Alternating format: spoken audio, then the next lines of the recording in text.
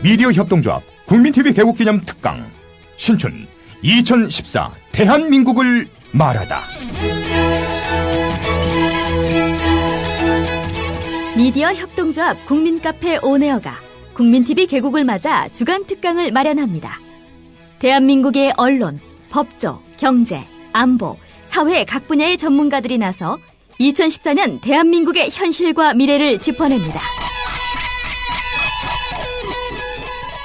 3월 24일 월요일 서화숙 한국일보 선임기자, 3월 25일 화요일 이정열 전 창원지법 부장판사, 3월 26일 수요일 선대인 경제연구소장, 3월 27일 목요일 김종대 디펜스 21 플러스 편집장, 3월 28일 금요일 홍세화, 말가활 발행인이 시대의 화두를 제시합니다.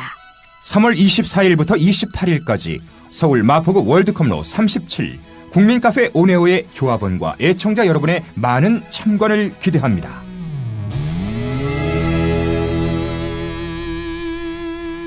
서화숙 기자, 이정열 전 판사, 선대인 소장, 김종대 편집장이 나서는 월요일부터 목요일은 저녁 7시 반, 홍세화 발행인이 나서는 금요일은 오후 5시에 강연이 펼쳐집니다.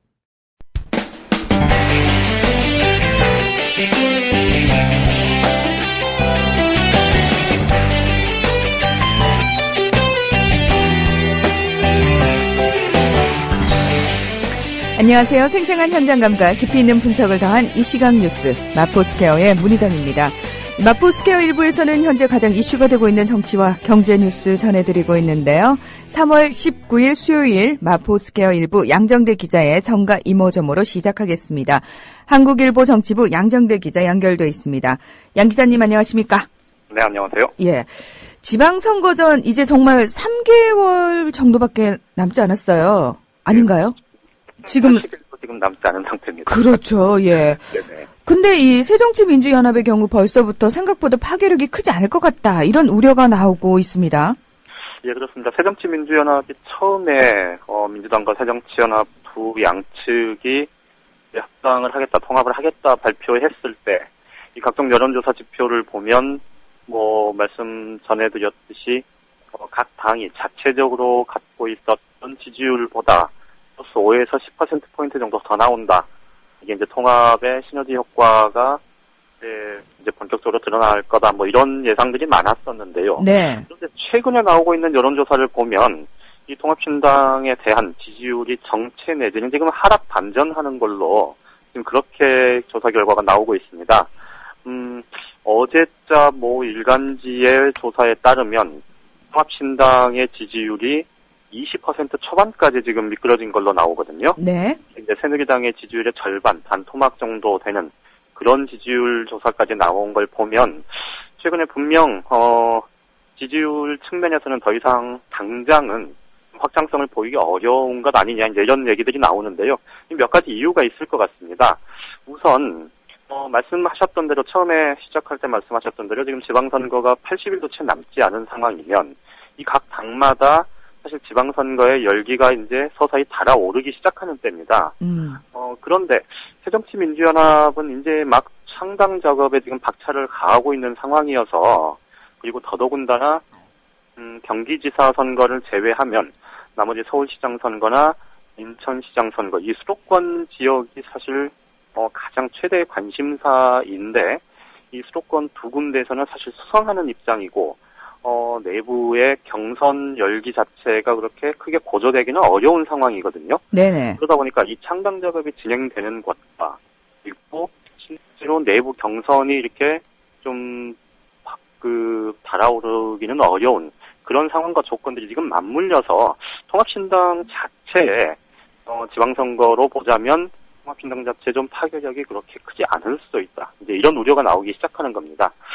이 큰 우려의 또 핵심적인 기저에는 어제도 전해드렸습니다마는 지금 새정치민주연합이 태동하는 과정에서 이제 지금 현재의 민주당과 그리고 무소속 안철수 의원 측 새정치연합 사이에 이 정강정책이나 당원당규 정책 노선 등을 두고 좀 이런저런 논란들이 있을 수밖에 없긴 하지만, 그 논란의 핵심이 생각보다 사람들한테 이렇게 희망을 주는 쪽으로 가는 게 아니고 오히려 좀 지지층조차도 좀 등 돌리게 하는 그런 모양과 형식을 띠게 되는 경우들이 지금 생겨나고 있어서 그것 때문에 오히려 좀 전체적으로 지금 새정치민주연합 쪽에서는 좀 지방선거의 열기를 이렇게 찾아보기는 어렵다 이런 얘기들이 많습니다.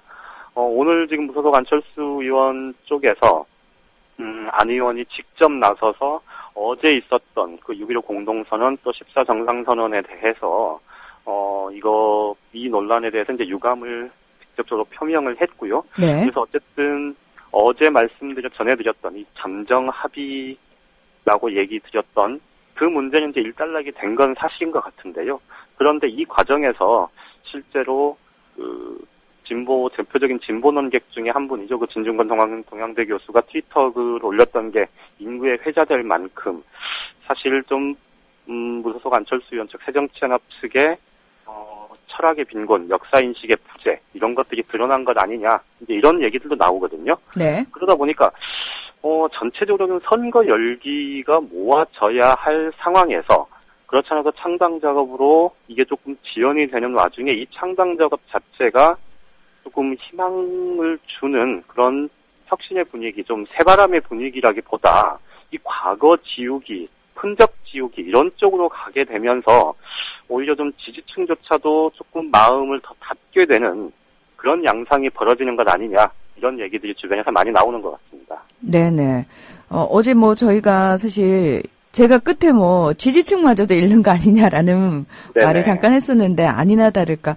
근데 참 지금 핵심에 접근하지 못하고 불필요한 논란을 불러일으켜서 시간 낭비를 하고 있는 것 같아서 지지층 입장에서는 좀 답답하다는 비판도 나오고 있는 상황 아니겠습니까? 그렇습니다. 말씀드렸듯이 지금 수도권을 중심으로 해서 이제 선거 열기가 점차 고조되어야 하는데 말씀드렸던 대로 서울시장, 인천시장은 수성 분위기고 당내 경선 자체가 그렇게 활발하게 이루어질 수는 없는 상황이고요.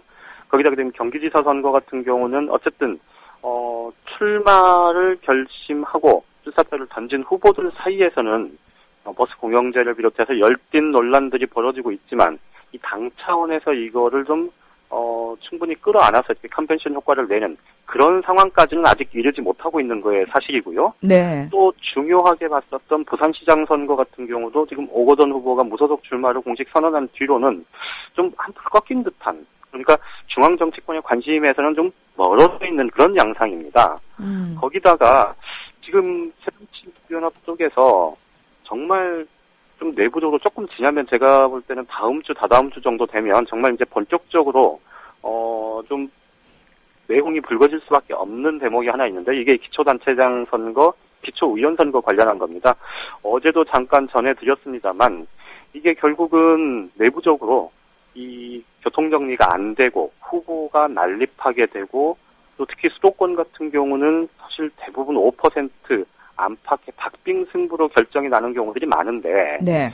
이 야권 후보들 현역 단체장이나 현역 의원들이 있다고 해도 이 도전자들 사이에 정리가 안 되면 이 문제 사실 표 갈림은 막을 수가 없게 되고 이렇게 되면 자기 당의 공천을 하는 경우가 아니기 때문에 이 중앙당의 전반적인 고공전 이런 것들이 기초단체 선거에서 기초 선거에서 이렇게 각 정당의 동맥이 되고 혈관이 되어야 할 이런 움직임들을 제어할 수가 없게 됩니다.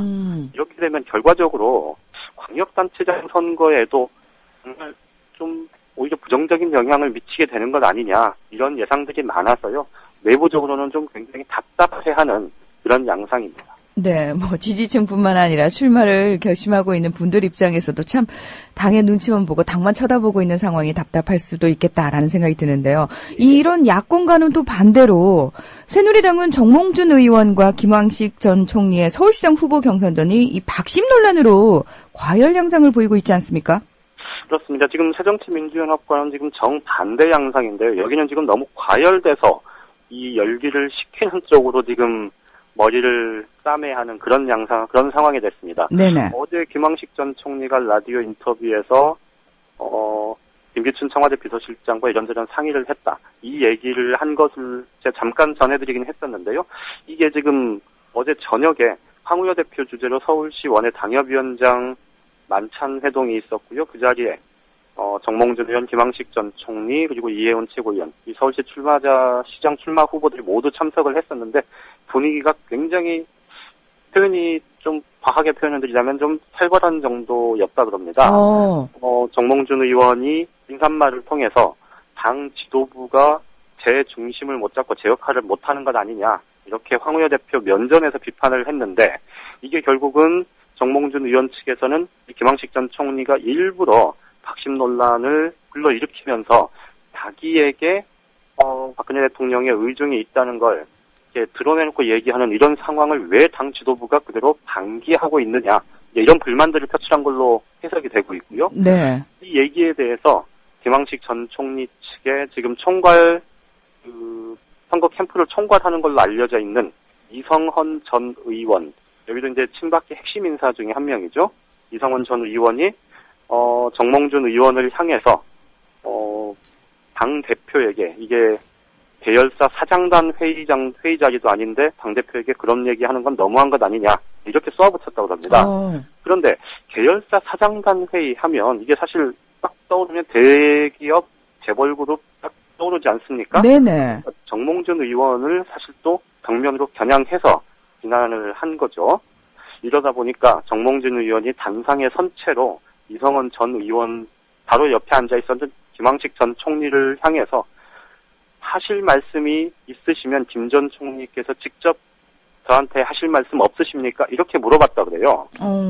그러니까 이성헌 전 의원 내세워서 괜히 나한테 그러지 말고 나한테 할 얘기 있으면 김 전 총리 당신이 직접 하십시오. 이 얘기를 이제 또 한 거죠. 그러니까 감정 싸움으로 비화가 된 상황이네요. 네, 그러니까 예. 그 분위기가 굉장히 그러니까 정치 당협위원장들이 이제 처음으로 모든 후보들 불러다 놓고 정견도 듣고 서로 이제 스킨십도 하고 그런 자리로 만들었었는데 그 자리가 굉장히 좀 뭐랄까요, 좀 말씀드렸듯이 좀 분위기가 그게 살벌한 그런 분위기가 됐다는 겁니다. 네. 그러니까 이게 지금 당 내에서 보면 어떻게 보면 김황식 전 총리 또 정몽준 의원 중진차출론 계속 얘기하면서 사실 이 둘 간의 맞대결이 국민적인 관심도 끌고 그리고 이 순회 경선이나 이런 것들을 통해서 좀 컨벤션 효과도 없고 그러면 박원순 시장과 충분히 해볼만 하다.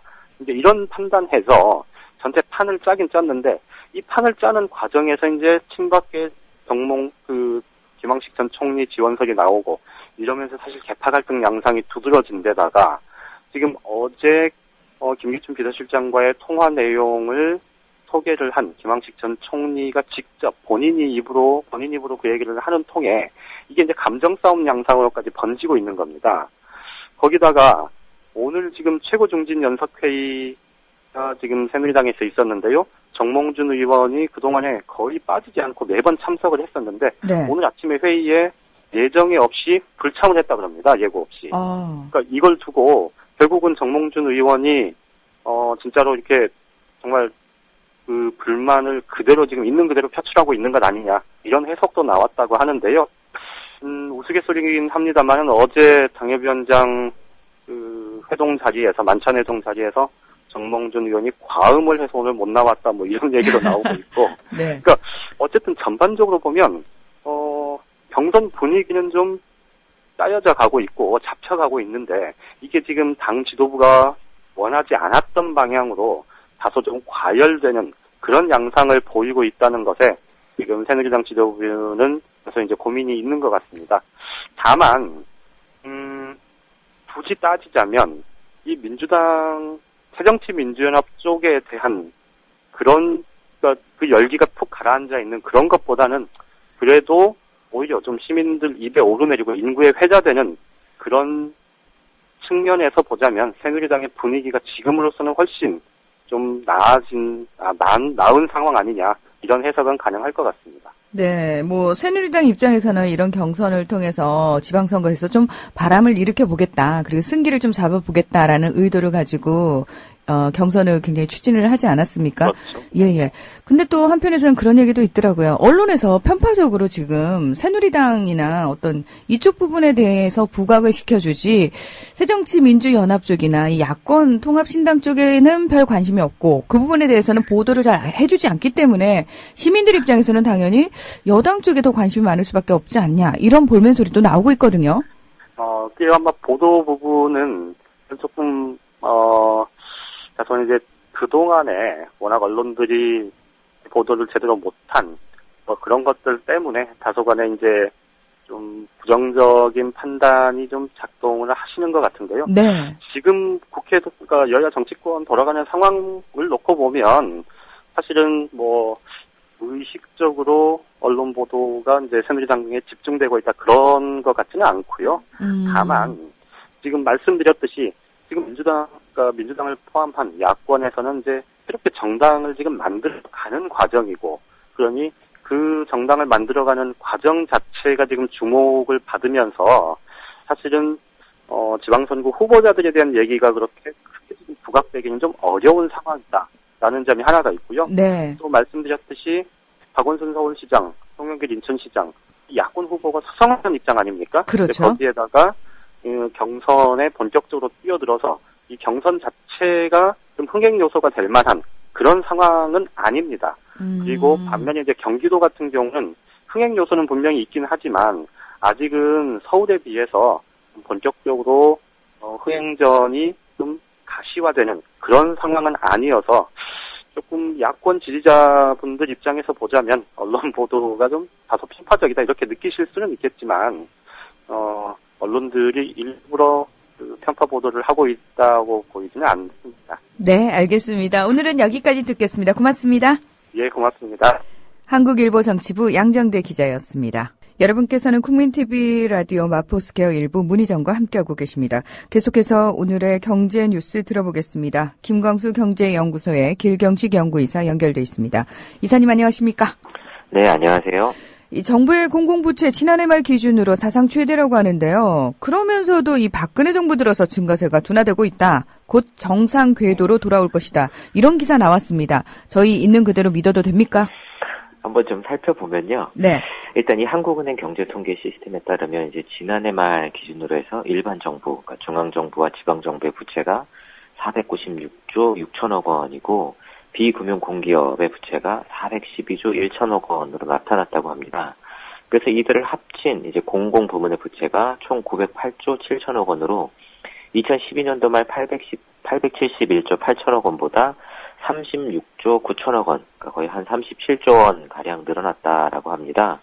그러면서 여기 기사에서는 매년 10% 넘게 이렇게 부채가 늘어나고 있지만 지난해에는 2005년 이후로 가장 낮은 증가율을 보였었고 2003년 이래로는 또 가장 낮았다라고 하면서 특히 비금융공기업의 부채가 2012년도 403조 원에서 지난해 말에는 이제 412조 원으로 한 2.1% 정도 증가하는 데 그쳤다라고 하면서 몇몇 전문가들이 최근 정부에서 이제 공공부문 채무 관리에 대한 중요성을 강조하면서 이 부채가 증가하는 속도가 둔화됐고 앞으로도 이런 부분이 이제 더욱 둔화되면서 정상 궤도로 돌아설 것 같다라는 예상을 말하는 기사가 나왔더라고요. 네네.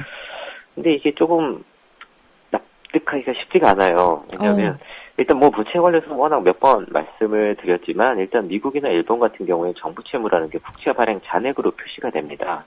그 사실관계를 먼저 좀 말씀을 드리면 한국 같은 경우는 2014년도 2월 현재 이제 국채 같은 경우에는 471조 원 발행을 했고 지방채는 18.4조 원 발행을 해서 전체로는 어쨌든 국채하고 지방채를 합치면 489조 4천억 원 정도가 되고 여기에 이제 지금 한국은행이 발행하긴 하지만 통화안정증권이라는 게 있습니다. 네. 이거는 원래는 이제 환율을 관리하기 위해서 기획재정부, 그러니까 정부에서 원래 발행하던 증권이에요. 지금은 발행 주체가 한국은행이라고는 하지만 네네. 그렇기 때문에 실제적으로는 이게 정부 채무에 포함이 돼서 실제적인 정부 채무는 지금 593조 2천억 원, 거의 600조 가량이 되죠. 그다음에 박근혜 정부 들어서는 오히려 이제 부채 증가율이 이제 줄어들고 있다라고 이야기를 하는데 실제로는 오히려 더 폭증을 하고 있습니다. 이게 2012년 말 기준으로 살펴보면 국채와 지방채가 430조 원 정도였는데 이게 2014년도 2월 기준으로 하게 되면 489조 4천억 원으로 59조 3천억 원이 늘었습니다. 거의 60조 원가량 늘었거든요. 그렇네요. 거기에다가 공기업 등의 채무를 나타내는 특수채의 그 증가율을 보게 되면 2012년 말 기준으로는 발행 잔액이 이제 550조 4천억 원이었어요. 근데 이게 2014년도 2월 기준으로 하게 되면 595조 4천억 원으로 45조 원 가량이 늘어난 것으로 나와서 이 둘을 합쳐놓게 되면 박근혜 정부가 출범한 이후에 104조 3천억 원이나 이 채권 발행이 늘어난 것으로 나와요. 그럼 이렇게 보면 2014년도 2월 기준으로 봤을 때 공공채무, 공공부채의 규모가 1084조 7천억 원이라는 수치가 나옵니다. 네. 이게 지금 정부에서 발표한 통계는 2014년도 말 기준이라고 하지만 불과 이제 두 달 정도 차이거든요. 두 달 정도 차이에 몇백, 100조 이상 차이가 그건 아니거든요. 근데 실제적으로 지금 정부에서 발행한 채권 규모하고 정부에서 이야기하는 부채 규모 차이가 너무 크게 난다라는 겁니다. 특히 이명박 정부에서 5년 동안 그 채권 발행 잔액 규모가 350조 원 가량이 늘어났어요. 5년 동안. 근데 지금 박근혜 정부는 1년 동안 100조 원 넘게 늘어났다라는 것은 오히려 빚이 폭증한 그 이명박 정부보다도 더 빠르게 빚이 늘어나고 있다라는 거거든요. 네네.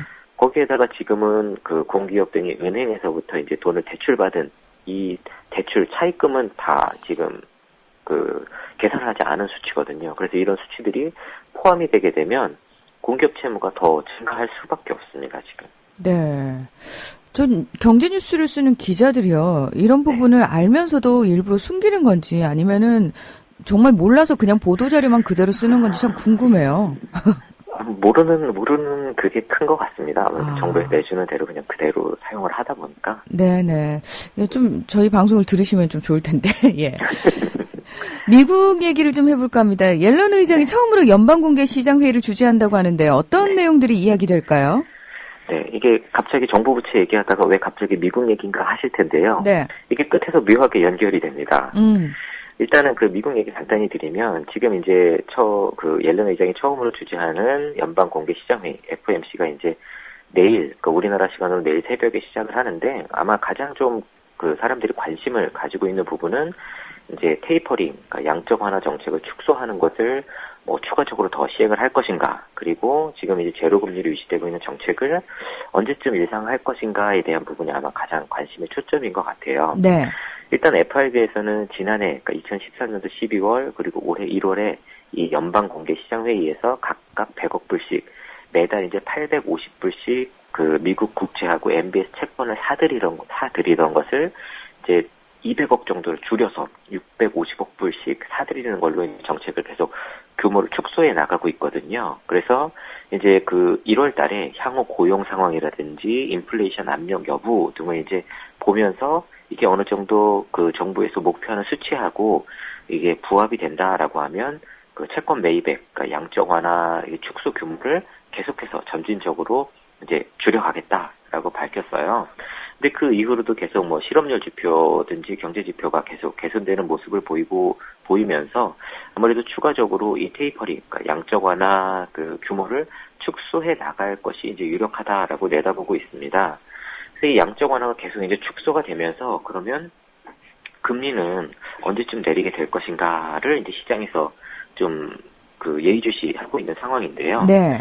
현재는 일단 FRB에서는 2015년도까지는 제로금리를 유지하겠다라는 포워드 가디언스라고 해서 선제 안내를 하고 있는 상황이에요. 예전에는 통화정책이나 이런 것들을 시장에 이제 깜짝 서프라이즈로 시장에 아무 정보도 주지 않다가 갑자기 발표하는 정책을 했다가 네. 이게 시장에 너무 큰 충격을 준다라고 해서 이제는 통화정책을 앞으로 어떻게 진행을 하겠다는 정보를 전부 다 내줍니다. 그래서 어쨌든 연준에서는 지금 이제 이렇게 2015년대까지 제로 금리를 유지하겠다라고 한 거는 양적 통화 확대책을 이제 축소를 계속 해 나가는 모습을 보여주고 있다 보니까 시장에서 그럼 금리도 금방 이렇게 올려버리는 게 아닌가라는 이제 불안, 시장 이게 좀 우려 같은 것들이 있을 수 있다라고 해서 이런 것을 이제 불식시키기 위해서 그러니까 충격을 조금 완화시키고, 예. 지난번에 어떤 이야기를 했냐면 실업률 목표치가 일정 그 수치 아래로 떨어져도 한동안은 이 초저금리를 유지하겠다라고 밝혔어요. 네. 근데 그 이후에 FOMC 위원들이 이 한동안 well past the time이라는 표현이 너무 애매모호하다. 그래서 이걸 좀 더 구체적으로 수정해야 된다라는 이야기를 했어요. 이게 무슨 이야기냐면 미국에서는 정부 관료가 이 한동안 이런 단어가 애매모호하다고 좀 더 정확한 정보를 줘야 된다라고 이야기를 하고 있는데 우리나라는 굉장히 중요한 정보인 공공부채에 관한 이 정보도 엉터리 정보를 지금 흘리고 있어요. 그러면서 제대로 된 정보를 국민들한테 주면 오히려 혼란이 가중된다라고 하면서 거짓말을 하고 있는 거죠. 이게 선진국하고 비교해서 얼마나 좀 시대착오적인가라는 생각이 좀 들어서 이미 그 일반 국민들의 수준이 정치인들의 수준을 이미 넘어서고 있어요. 정부의 뭐 정책이라든지 이런 것들에 대해서 이 기사가 뜨면 그 밑에 댓글만 봐도 이미 일반 그 국민들이 다 그 의도라든지 숨은 뜻 같은 것도 꿰뚫어 보고 있거든요. 네. 그래서 올바른 정보만 주면 누구나 올바른 판단을 할 수 있다는 것을 좀 정책 위반자라든지 정치인들이 좀 깨닫고 느꼈으면 좋겠다는 생각이 듭니다. 더불어서 저는 기사를 쓰는 언론사의 기자들도 그 사실을 좀 냉혹하게 받아들이고 냉엄하게 받아들이고 공부하는 모습을 좀 보여줬으면 좋겠다라는 바람을 가져봅니다. 네, 이사님 오늘도 좋은 말씀 고맙습니다. 네, 감사합니다. 김광수 경제연구소의 길경식 연구이사와 함께 경제뉴스 들어봤습니다. 자, 마포스퀘어 1부는 여기서 마무리하고요. 잠시 후에 민족문제연구소 박한용 실장과 함께하는 생활현대사가 찾아오겠습니다. 계속해서 함께해 주세요.